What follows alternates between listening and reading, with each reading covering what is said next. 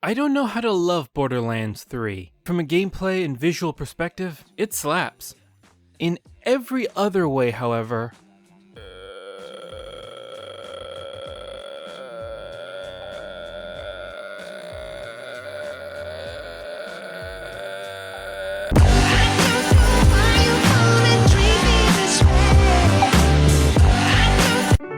Borderlands 3 is great. I'll go into the reasons why a little later on, but first, over the course of its development, this game has been raked through the coals for both deserved and not so deserved reasons. There have been numerous allegations leveled against the Gearbox CEO, needlessly recast voice talent who were never even asked to be in the game, allegedly, and the game's writing leaves a lot to be desired. I ain't paying you crap! Actually, that's all I can pay you right now.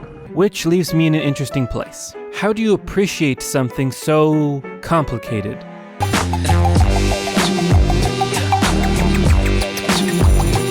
For the record, I don't think the writing is nearly as bad as people say it is. It retains a lot of that try-hard Borderlands spirit that I loved about the second game, and Sunset Overdrive. Unfortunately, it has a lot more of the cynical, mean-spirited, everyone is cruel humor of the first Borderlands.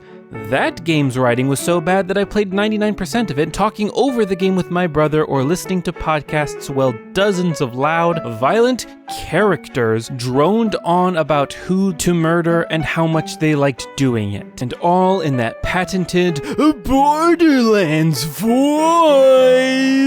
Oh yeah! We're having fun now! It's fun time! This is fun!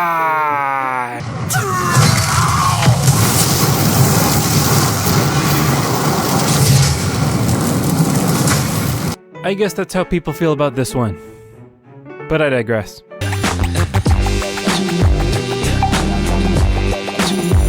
Part of the reason I find all this frustrating is that I have an emotional connection to the Borderlands games. God help me. I was a teen in 2012 when Borderlands 2 came out, and as such, I loved it very much. I saw past the cynical worldview and half of the jokes, and saw the surprisingly deep world building and well-drawn main characters that, while annoying in their own way, felt relatably broken and human in their attempts to be kind or virtuous in an otherwise cruel and uncaring world. I have universe written down in the script, but I said world. Nevertheless, we continue. Borderlands 2 had grit. It was earnest with its attempts at humor, and more often than not, it hit the mark, threading that needle and offering some dark, reflective moments between the many, well, I hate to use air quotes so many times, but jokes. In fact, each member of the core cast got at least one moment of reverence with which to break the cheap facade and show that deep down, even here in the lawless desert, there are things worth caring about. And no moment is more emblematic of this than the death of Bloodwing.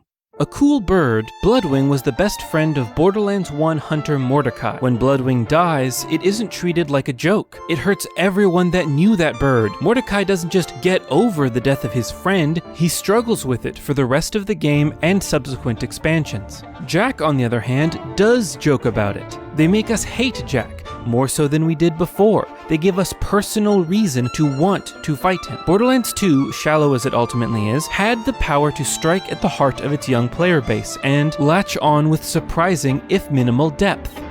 It's a lesson that only ramps up in Tales from the Borderlands, which is legitimately great storytelling.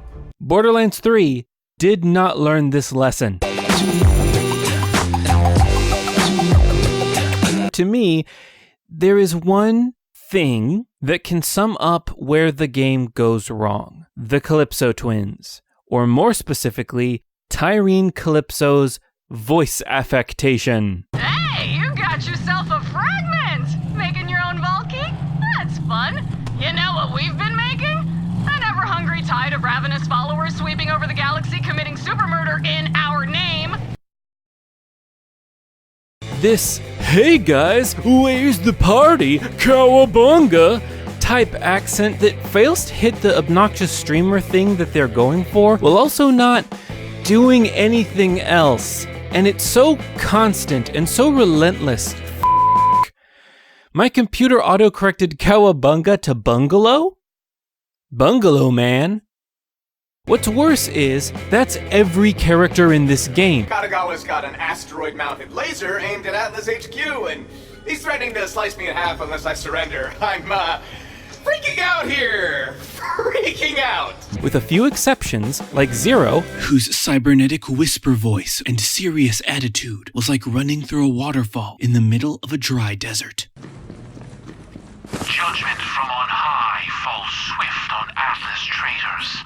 This one's personal. Then, when the game suddenly wants me to care, when it tries to replicate the same underlying emotion of Borderlands 2, I can't anymore. Do you know why? Because it's been beaten out of me by goofs. Good comedy is funny. Great comedy knows when to pull its punches. When to hold on to something, when to subvert its own rules and tear your heart out and throw it on the floor. But in Borderlands 3, it's so interested in making you laugh, so obsessed with making you have a good time, that it forgets that I don't need to be smiling my ass off constantly to have a good time. Borderlands 3 is not a terrible game, it's just that...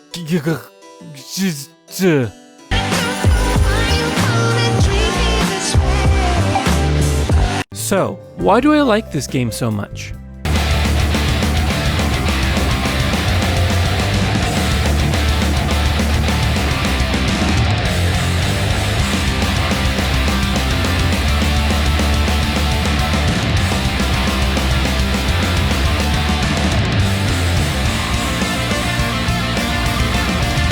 The basic gameplay loops in Borderlands 3 are the best in the franchise. Even common weapons are snappy and impactful. There's something special about the pacing of Borderlands as a series. It's the closest thing that exists to a Diablo-style ARPG from the first-person perspective and set in a science fiction universe.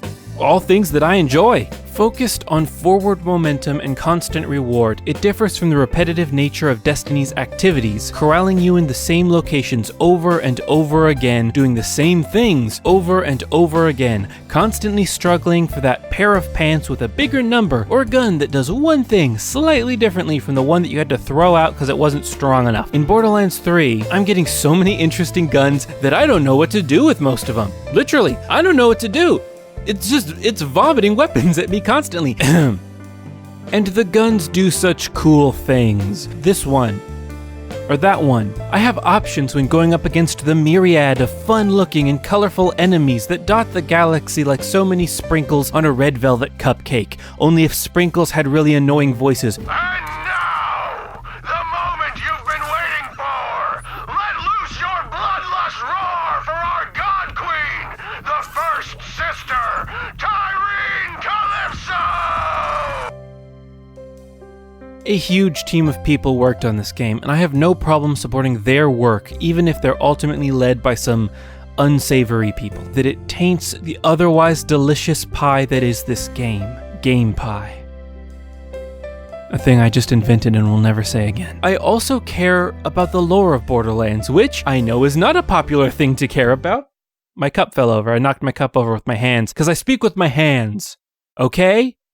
Where was I? Oh, I know it's not a popular thing to care about, but right off, because it's actually kind of cool, and a little bit different than other science fiction universes, until The Outer Worlds comes out and just chomps its flavor completely, but is just so stupid.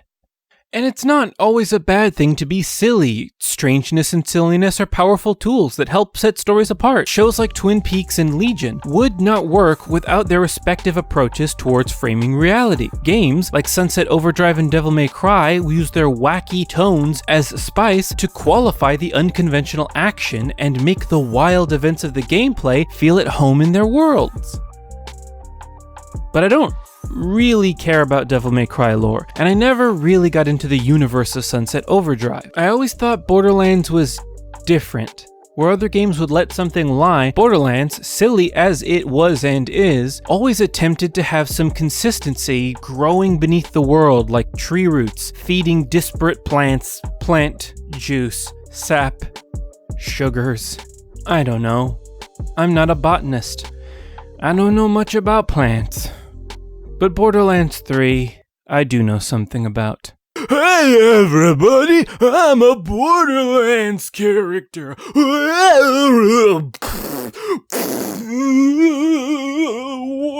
Wacky. Honk honk.